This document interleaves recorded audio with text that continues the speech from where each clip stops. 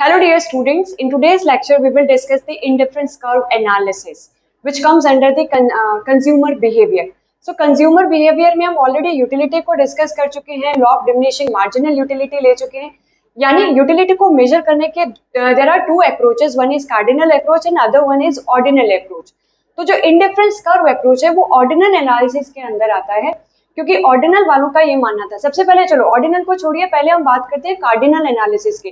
तो according to cardinal approach जो satisfaction है उसको मॉनेटरी टर्म्स में मेजर करते हैं, यानी जितना भी कंज्यूमर किसी भी कमोडिटी के लिए प्राइसेस पे करता है उतना ही उसको सेटिस्फेक्शन मिलता है।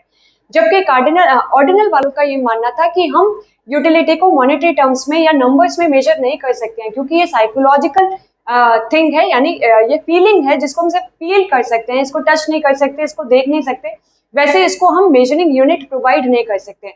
We can only provide order of preferences कि इसकी यूटिलिटी इससे ज्यादा है, लाइक पेन की यूटिलिटी जो है पेंसिल से ज्यादा है, या फिर एप्पल की यूटिलिटी ऑरेंज से ज्यादा है, एंड सो ऑन। तो रियल लाइफ में जो कंज्यूमर बहुत सारी गुड्स एंड सर्विसेज को यूज करता है और उसका एक फिक्स बजट होता है, तो उस बजट में रहते हुए उसको क्या करना होता है, उन सारे गुड्स और उन सारे सर्विसेज पे अपने बजट को एलोकेट करना होता है।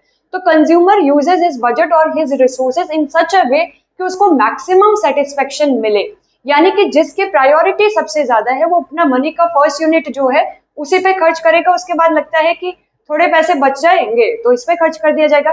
सपोज कि आप लोगों की तेरा 3 नीड्स, आपको अपने फ्रेंड को पार्टी देनी है, आपको अपने लिए एक ड्रेस परचेज करनी है और आपको एक बुक भी परचेज करनी है और आपको 5000 रुपीज आपके पेरेंट्स ने दिए।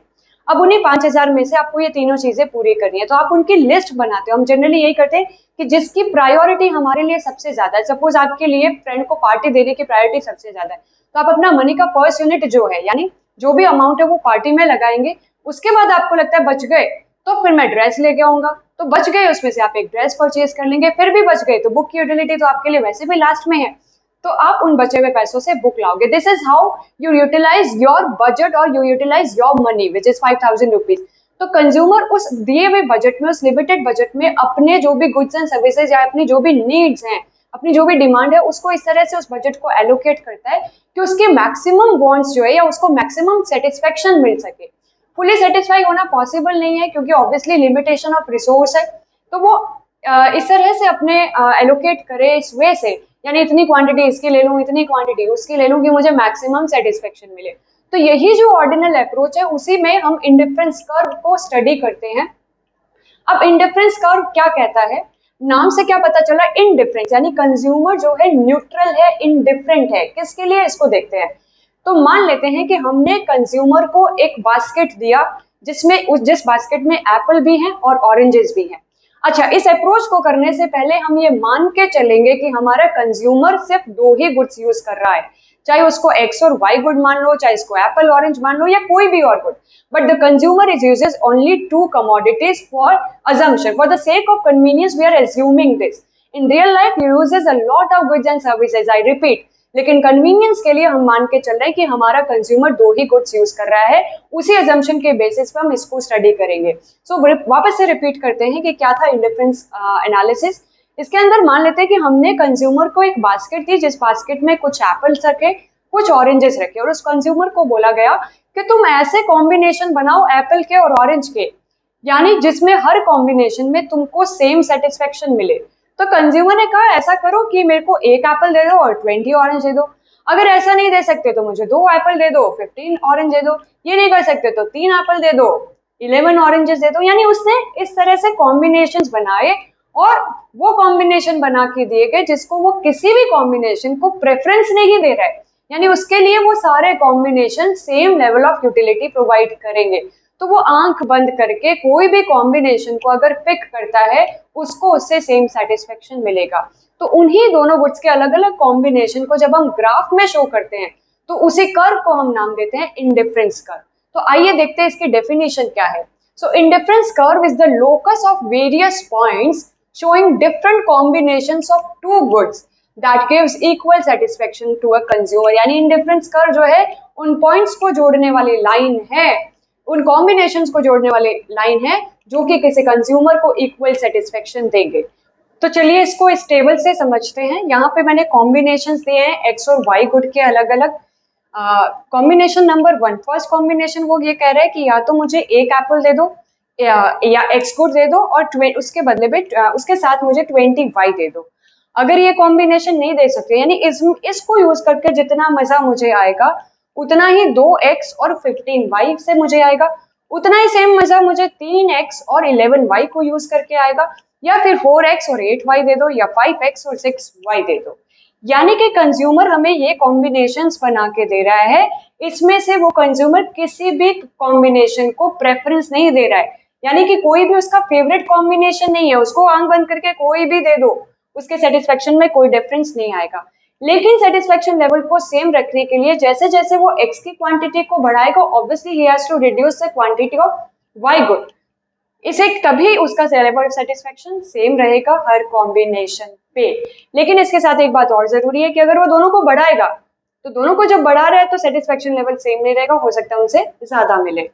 अब बात करते हैं, यहाँ पे थर्ड कॉलम आ रहा है, लेवल ऑफ सेटिस्फेक्शन इक्वल हो गया MRSXY। MRSXY stand for marginal rate of substitution of x for y, which means कि x की हर एडिशनल यूनिट के लिए y के कितनी यूनिट का वो सेक्रीफाइस करने को रेडी है, उस रेट को हम बोलते हैं MRSXY। इसका फुल फॉर्म मैंने यहाँ लिख दिया है। तो x की पहली यूनिट के बदले में, एक से जब वो 2x ले रहा था तो he is ready to give up 5 units of y good, 2 से 3 किया तो now he is ready to give up only 4 good 4y, और x को 1 यूनिट से बढ़ाया तो इस बार वो 3 ही y छोड़ रहा है, और x को बढ़ाया तो इस बार वो 2 ही y को छोड़ रहा है।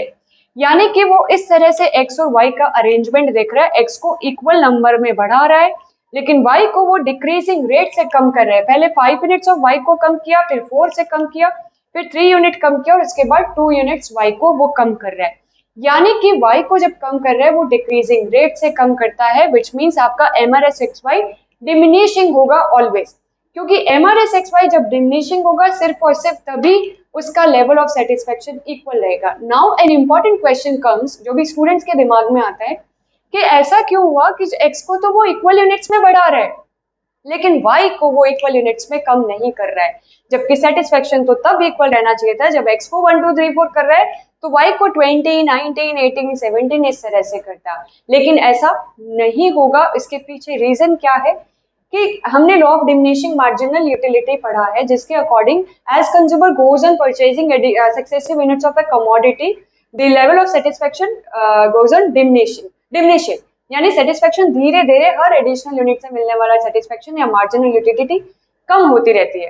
तो यहाँ पे क्या हो रहा है, वही सेम चीज यहाँ हो रही है, वो x को जैसे जैसे बढ़ा रहा है तो हर अगली यूनिट से जो सेटिस्फेक्शन मिलेगा x से वो धीरे धीरे कम होता जाएगा। तो उस सेटिस्फेक्शन लेवल को बराबर रखने के लिए पहले तो वो 5 यूनिट y की कम करेगा, फिर अगला x बढ़ा रहा है तो ऑब्वियसली x की यूटिलिटी थोड़ी कम हो गई, तो इस बार वो कह रहे हैं मैं सेटिस्फेक्शन सेम तभी रहेगा जब मैं 4 y छोड़ूंगा, और x की यूटिलिटी कम हो गई x को बढ़ाने से, तो इस बार वो 3 ही y छोड़ेगा। यानी कि जो चीज हमारे हाथ में ज्यादा आ रही है उसकी वैल्यू हमारे लिए कम होती जा रही है, क्योंकि वो y को छोड़ रहा है, सेक्रीफाइस कर रहा है, तो ऑब्वियसली उसके लिए y की वैल्यू ज्यादा बढ़ रही है। तो इसीलिए वो हर अगली यूनिट ऑफ x के लिए y को डिमिनिशिंग रेट से सेक्रीफाइस करेगा। दैट इज व्हाई वी से the MRSXY is always diminishing. इसका फॉर्मूला होता है इसको कैलकुलेट करने का delta y upon delta x, इसके आगे मैंने माइनस लगाया है क्योंकि एक को बढ़ा रहे हैं दूसरे को कम कर रहे हैं, तो ऑब्वियसली जो चेंज आएगा वो इनवर्स में आएगा। 15 माइनस 20 करेंगे तो ऑब्वियसली नेगेटिव आएगा, तो हमने इस नेगेटिव इफेक्ट को इग्नोर करने के लिए यहाँ पे माइनस एक और लगा दिया है। ये जो MRSXY है इसी को ही हम स्लोप ऑफ इंडिफरेंस कर्व बोलते हैं। स्लोप का मतलब इंडिफरेंस कर्व का शेप कैसा होगा वो इसी कर्व के अंदर समझते हैं। तो यहाँ मैंने IC कर्व का डायग्राम बनाया है which is downward sloping, x axis पे यूनिट ऑफ x गुड लिया है, y पे यूनिट ऑफ y गुड। ये डाउनवर्ड स्लोपिंग इसीलिए कि x को बढ़ा रहे हैं तो y को वो कम कर रहा है। अब स्लोप का मतलब क्या होता है कि आपका जो कर्व है वो किस तरह से किस रेट से गिर रहा है, किस रेट से डिक्रीज हो रहा है, वो स्लोप मेंशन करता है। तो यहाँ पे अगर आप स्लोप चेंज करके देख लो तो डायग्राम का स्लोप भी कुछ ऐसा भी हो सकता है, IC ऐसा भी हो सकता है, ये भी हो सकता है, ये भी हो सकता है, ये सारे अलग अलग स्लोप्स है। ये डिपेंड करता है कि आपका MRSXY की वैल्यू क्या क्या आ रही है, उस हिसाब से IC कर्व आपका बन जाएगा। अब आगे हम देखते हैं कैरेक्टरिस्टिक्स ऑफ इंडिफरेंस कर्व। तो फर्स्ट कैरेक्टरिस्टिक है IC curves are always downward sloping from left to right. IC curves हमेशा डाउनवर्ड स्लोपिंग होंगे लेफ्ट टू राइट। क्यों होंगे? क्योंकि एक को बढ़ाने के लिए सेटिस्फेक्शन को जब सेम रखना है तो दूसरे को ही हैज टू रिड्यूस, तो y की क्वांटिटी को उसको कम करना पड़ेगा। इसका मतलब ये हुआ कि मैं अगर यहाँ पे 4 इंडिफरेंस कर्व आपके सामने बना रही हूँ, IC, IC, IC and IC, ये सही है, बाकी सारों पे हम क्रॉस लगा देंगे छोटे छोटे। इसका मतलब ना तो ये अपवर्ड होंगे, ना ये हॉरिजॉन्टल होंगे, ना ही ये वर्टिकल होंगे।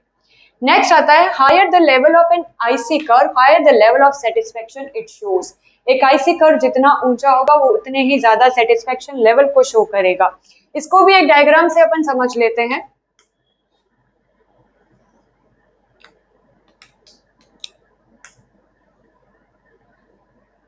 सपोज इस डायग्राम के अंदर there are 3 IC curves, IC1, 2 and 3। अच्छा, एक ही डायग्राम में जब एक से ज्यादा इंडिफरेंस कर्व बनते हैं उसको इंडिफरेंस मैप भी बोलते हैं, आईसी मैप। ये बन गया आईसी मैप। हम फिर से अपने कैरेक्टरिस्टिक पे आते हैं कि एक इंडिफरेंस कर्व का लेवल जितना ऊंचा होगा वो उतने ही ज्यादा सेटिस्फेक्शन को शो करेगा। आईसी एक इंडिफरेंस कर्व पे जितने भी पॉइंट्स हैं वो तो सारे के सारे किसी भी कंज्यूमर को सेम सेटिस्फेक्शन देंगे, यानी यहाँ पे जितने भी कॉम्बिनेशन बन रहे हैं एक्स और वाई गुड के combination number A, B, C and D, ये सब के सब सेम सेटिस्फेक्शन दे रहे हैं। कंज्यूमर किसी को भी उठा ले उसके सेटिस्फेक्शन में, उसके मजे में कोई डिफरेंस नहीं आएगा। लेकिन जैसे वो एक higher level of indifference curve पे पहुंचेगा उसका सेटिस्फेक्शन उसको ज्यादा मिलेगा, यानी IC1 के कंपैरिजन में 2 के कॉम्बिनेशन को यूज करके ज्यादा मजा आएगा, 2 के कंपैरिजन में 3 में ज्यादा उसको सेटिस्फेक्शन मिलेगा। Then third characteristic is 2 IC curves never intersect each other. 2 indifference curve कभी भी एक दूसरे को इंटरसेक्ट नहीं करते, इसको भी समझ लेते हैं। मान लेते हैं कि ये एक इंडिफरेंस कर्व है IC1, this is another indifference curve that is IC2। अब अगर ये इंटरसेक्ट करेंगे तो हमारा जो ये पहला वाला फीचर है वो प्रूव नहीं हो पाएगा। हमारे फीचर के हिसाब से higher the level of an indifference curve, higher the level of satisfaction it shows. तो इधर क्या हो रहा है कि मान लीजिए जो रेड वाला आईसी कर्व है वो एक लोअर लेवल पे है, इसका मतलब यहाँ पे सेटिस्फेक्शन कम मिलेगा, और हायर लेवल IC1 जो हायर लेवल पे मैंने बनाया उस पे ज्यादा मिलेगा। लेकिन जैसे ही यहाँ आता है तो ये जो लोअर लेवल है वे ऊपर हो गया, यानी यहाँ ज्यादा सेटिस्फेक्शन रेड वाली लाइन ज्यादा दे रही है और ब्लैक वाली लाइन कम सेटिस्फेक्शन दे रही है, जबकि ऐसा नहीं होगा क्योंकि एक इंडिफरेंस कर्व तो same level of satisfaction show करता है, तो ऐसा भी नहीं होगा, कभी भी एक दूसरे को क्रॉस नहीं करेंगे। Then fourth is IC curve is always convex to the origin. अब मैं 2 यहाँ पे आईसी कर्व्स प्लॉट करके बता रही हूँ आप लोगों को, one is convex other one is concave. ये तो सही है कॉन्वेक्स होगा, पर कॉनकेव ये कह रहा है कभी भी नहीं होगा। द रीजन इज, देखिए दोनों डाउनवर्ड स्लोपिंग है, क्योंकि हमारा ऐसे कर्व डाउनवर्ड स्लोपिंग है तो उस हिसाब से ये फर्स्ट फीचर तो मैच हो रहा है। लेकिन फोर्थ ये कह रहा है कि डाउनवर्ड में भी ये कॉन्वेक्स होगा, कभी कभी कॉनकेव नहीं। द रीजन इज कि जो MRS है वो ऑलवेज डिमिनिशिंग होती है, यानी x की हर अगली यूनिट के लिए वो डिक्रीजिंग रेट से y को सेक्रीफाइस करता है, इसीलिए ये कॉन्वेक्स की शेप आएगी। अगर इंक्रीजिंग रेट से सेक्रीफाइस करता है, यानी पहले 20y के बदले में एक x के बदले में 20 से वो 19 कर रहा है, 19 के बाद में वो 16 कर रहा है, यानी 1 2 3 4 इस रेट से वो y को अगर कम करता, इंक्रीजिंग रेट से y को कम करता, तब शेप आती कॉनकेव। जबकि ऐसा नहीं होगा, वो y को हमेशा डिमिनिशिंग रेट से ही कम करेगा। पहले 5y कम करेगा, फिर 4 कम करेगा, फिर 3 कम करेगा, क्योंकि law of diminishing marginal utility applicable हो रहा है। हर बार हर अगली यूनिट की x के बदले में उसको x से मिलने वाला सेटिस्फेक्शन कम होता रहता है। Next is IC curve never touches x axis and y axis. वो ना तो कभी भी x एक्सिस को टच करेंगे और ना ही y एक्सिस को टच करेंगे। This is IC1 and this is IC2। ऐसा कभी भी नहीं होगा। क्यों नहीं होगा? क्योंकि ऐसा करने से एक यूनिट जो है, यानी एक कमोडिटी जीरो हो जाती है, जो कि नहीं होगा। इसको कॉम्बिनेशन में दोनों कमोडिटीज उसको कहा गया है कि तुझे रखनी है, और ऑब्वियसली वो रखेगा भी। ठीक है, so these are the features of an indifference curve. So dear students, अब हम डिस्कस करेंगे बजट लाइन को। इंडिफरेंस कर्व हम ऑलरेडी डिस्कस कर चुके हैं, सो इंडिफरेंस कर्व में हमारे कंज्यूमर ने जो कॉम्बिनेशंस एक्स और वाई गुड के बनाए थे, जरूरी नहीं है कि वो उन कॉम्बिनेशन को, यानी कोई भी कॉम्बिनेशन वो आंख बंद करके पिक करते हैं। मान लेते हैं कॉम्बिनेशन नंबर सी, जो आप अपने प्रीवियस टेबल में जाके देख सकते हैं थोड़ा वीडियो को पीछे करके, जिसमें कॉम्बिनेशन नंबर सी क्या था, जिसमें 3x ले रहा है वो और 11 जो है वो y ले रहा है। क्योंकि उसके हर कॉम्बिनेशन में सेम यूटिलिटी मिल रही थी तो उसने रैंडमली कोई कॉम्बिनेशन पिक किया। लेकिन जरूरी नहीं है कि जब मार्केट में उन कॉम्बिनेशन को वो परचेज करने जाए, यानी 3x को और जो 11y है, तो कई बार क्या होता है मार्केट में ऑब्वियसली हैज टू पे the price for both the goods. तो दोनों में से कोई भी एक चीज हो सकता है उसको महंगी पड़ रही हो या उसके बजट में नहीं हो। तो ये इसके लिए अब हम देखेंगे बजट लाइन को, जिस बजट लाइन के तहत कंज्यूमर उन कॉम्बिनेशन को बनाएगा जो उसके बजट में हो, दिए हुए बजट में उनके प्राइसेस को ध्यान में रखते हुए। तो हमने यही किया, हमने इसके लिए एग्जाम्पल लिया है तो जिसमें कंज्यूमर के बजट कंस्ट्रेंट या उसकी लिमिट को, उसकी लिमिट क्या है, एक्स की प्राइस है, वाई की प्राइस है। एक्स की दे रखी है 10 रुपीज पर यूनिट और वाई की प्राइस दे रखी है 20 रुपीज पर यूनिट, और उसके पास टोटल जो रुपीज है या अमाउंट है वो 100 रुपीज ही है। सो ये उसका बजट कंस्ट्रेंट बन गया। आई रिपीट, बजट कंस्ट्रेंट में एक्स की प्राइस आएगी, वाई की प्राइस आएगी, यानी दोनों गुड्स की प्राइसेस और उसका इनकम। तो उसमें रहते हुए वो एक्स और वाई के दोनों कॉम्बिनेशन बनाएगा। दिए हैं इधर, मैं ये टेबल को चेंज करने वाली हूँ, मैंने ये फिगर्स हटा दिए हैं क्योंकि वो थोड़े से इसमें कुछ एरर था। अभी हम फिर से बनाते हैं, एक्स गुड ले रहा है और वाई गुड। अगर वो सारा का सारा प्राइस यानी जो 100 रुपीज है सारा बजट एक्स पे खर्च करता है तो वो हाईएस्ट कितना एक्स ले पाएगा, 10 यूनिट्स ऑफ एक्स गुड। तो उस केस में वो कुछ भी वाई नहीं ले पाएगा। वो कह रहा है कि कुछ तो वाई मुझे दो, तो इसको एक वाई दिया यानी 20 रुपीज इसमें खर्च हो गए, 20 रुपीज वाई की प्राइस है, 80 रुपीज बचे, तो वो इस बार 8 यूनिट्स ऑफ एक्स गुड ले पाएगा। फिर वो कहते हैं कि चलो ठीक है इसको 2 कर देते हैं वाई को, यानी 40 रुपीज इसमें खर्च हो गए, बचे कितने 60 रुपीज, 60 में वो 6 एक्स ले पाएगा। तो इस तरह से हम ये कॉम्बिनेशंस बना देते हैं एक्स और वाई के। यानी लास्ट कॉम्बिनेशन बना कि अगर वो सारा का सारा वाई लेता है तो वो हाईएस्ट 100 रुपीज में 5 वाई ले पाएगा, इस केस में वो एक्स कुछ भी नहीं ले पाएगा। यानी जितने भी कॉम्बिनेशन एक्स और वाई के कंज्यूमर ने बनाए हैं वो उसके बजट को ध्यान में रखते हुए 100 रुपीज को दोनों की प्राइसेस को ध्यान में रखते हुए बनाए गए हैं। इसका मतलब कंज्यूमर इनमें से कोई भी कॉम्बिनेशन परचेज कर सकता है। याद रखिए इंडिफरेंस कर्व में हमने वो कॉम्बिनेशन बनाए थे या हमारे कंज्यूमर ने वो कॉम्बिनेशन बनाए थे जिनको जो कि उसको सेम लेवल ऑफ सेटिस्फेक्शन दे रहे थे, जबकि यहाँ बजट लाइन या प्राइस लाइन के अंदर हम वो कॉम्बिनेशंस बना रहे हैं जिनको कंज्यूमर अपने दिए हुए बजट से परचेज कर सकता है। तो यही बजट लाइन की मैंने डेफिनेशन में लिखा है, द प्राइस लाइन और the budget line shows various combination of two goods that a consumer can actually buy with his limited monetary budget. तो इसको हमने यहाँ पे डायग्राम में एक्स एक्सिस पे एक्स गुड लिया गया, वाई एक्सिस पे वाई गुड, और यहाँ पे एल एम जो है, ये एल एम जो पिंक लाइन आपको दिख रही है वो बजट लाइन है कंज्यूमर की। यानी इस बजट लाइन के ऊपर जितने भी कॉम्बिनेशंस बन रहे हैं एक्स और वाई के, उन सारे के सारे कॉम्बिनेशन को कंज्यूमर परचेज कर सकता है। फिर से रिपीट करूंगी, इनको वो परचेज कर सकता है, इन पे सेटिस्फेक्शन सेम मिले ये जरूरी नहीं है। जबकि इन डिफरेंस कर्व में सेटिस्फेक्शन सेम था लेकिन उन सबको परचेज कर सके वो जरूरी नहीं था। तो अब हमें हमारा जो अल्टीमेट एम कंज्यूमर थ्योरी का ये रहता है, how a consumer gets maximum satisfaction with his limited monetary resources. तो वही चीज हम इसके अंदर कंज्यूमर इक्विलिब्रियम पॉइंट के अंदर समझेंगे। हम इन दोनों को मिलाएंगे, यानी कंज्यूमर को अपने बजट को भी देखना है और अपने सेटिस्फेक्शन को भी मैक्सिमम करना है। तो इसके लिए कंज्यूमर इक्विलिब्रियम स्टडी करेंगे जहां पे हम बजट लाइन और इंडिफरेंस कर्व दोनों को इंटीग्रेट करते हुए कंज्यूमर इक्विलिब्रियम को समझेंगे।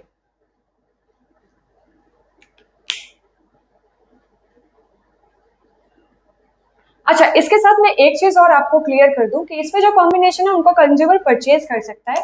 मान लेते हैं कि कोई कॉम्बिनेशन जो बजट लाइन के अंदर है, मान लेते हैं कॉम्बिनेशन पी, इट मींस वो इतना एक्स ले रहा है और इतना वो वाई ले रहा है।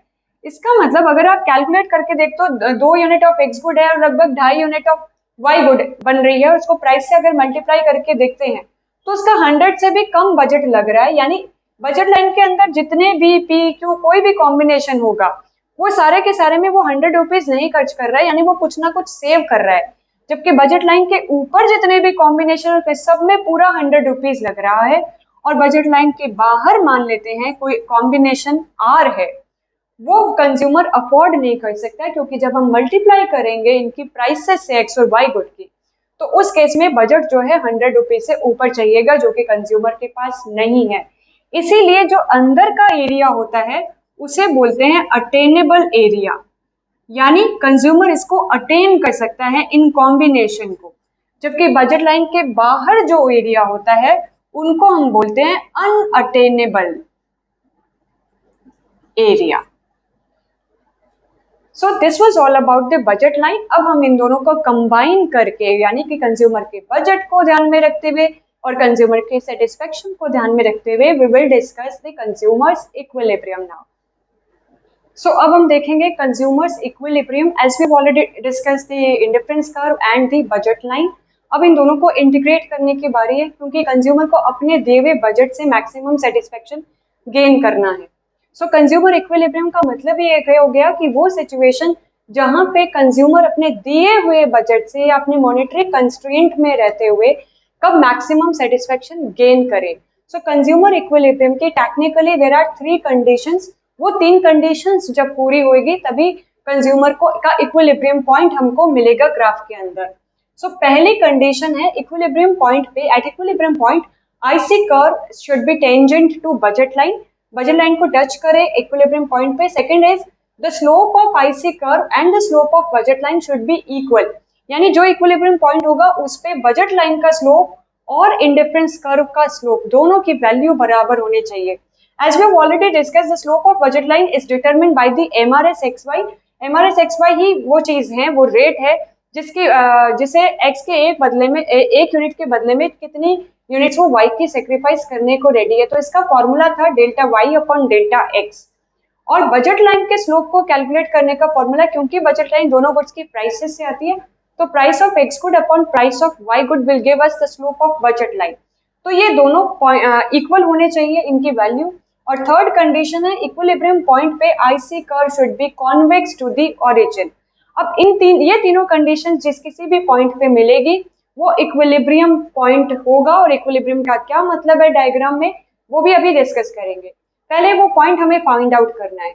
वैसे तो हमें इस डायग्राम को क्लियर कर देखने से पता चल रहा है कि एक ही ऐसा पॉइंट है जहां पे बजट लाइन और इंडिफरेंस कर्व दोनों टच कर रहे हैं, बाकी किसी भी पॉइंट पे नहीं, दैट इज पॉइंट ई। अब हमें ये चेक करना है कि इस पॉइंट के ऊपर क्या बाकी दोनों कंडीशन भी ट्रू है। थर्ड कंडीशन भी इस पे पूरी हो रही है कि ये कॉन्वेक्स भी, ऑब्वियसली तीनों जो इंडिफरेंस कर्व है मैंने कॉन्वेक्स ही बनाए हैं। अब चेक करना है लास्ट जो सेकंड कंडीशन है कि दोनों का स्लोप बराबर होना चाहिए।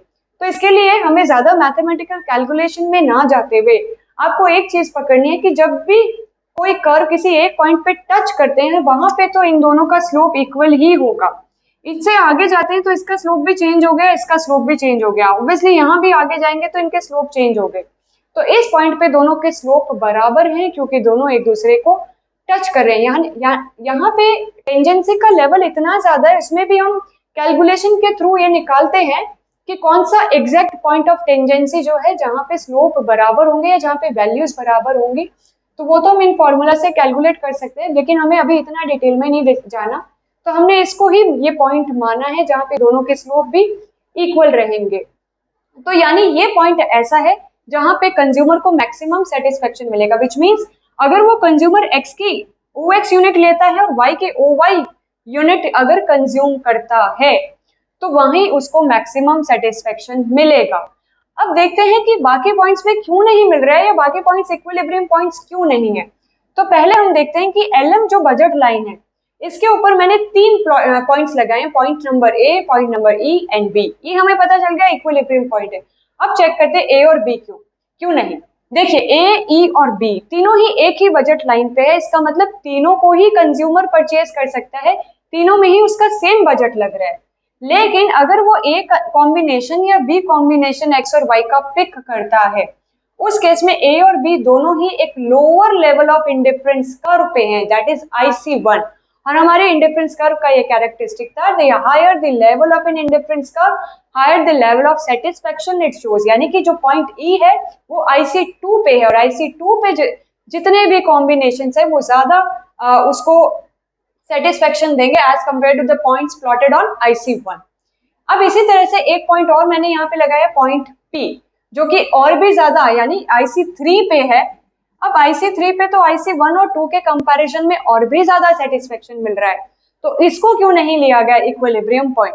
इसको इसलिए नहीं लिया गया क्योंकि ये जो कॉम्बिनेशन है वो कंज्यूमर अफोर्ड नहीं कर सकता, क्योंकि ये बजट लाइन के बाहर है, और बजट लाइन के बाहर जो भी कॉम्बिनेशन है वो अनअटेनेबल एरिया, यानी जिनको कंज्यूमर अटेन नहीं कर सकता, जिनको कंज्यूमर परचेज नहीं कर सकता।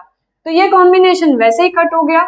ए और बी में सेटिस्फेक्शन कम मिलेगा, इसको वो अफोर्ड नहीं कर सकता अपने दिए हुए बजट में, तो कॉम्बिनेशन नंबर ई ही है जिसमें वो मैक्सिमम सेटिस्फेक्शन गेन करेगा।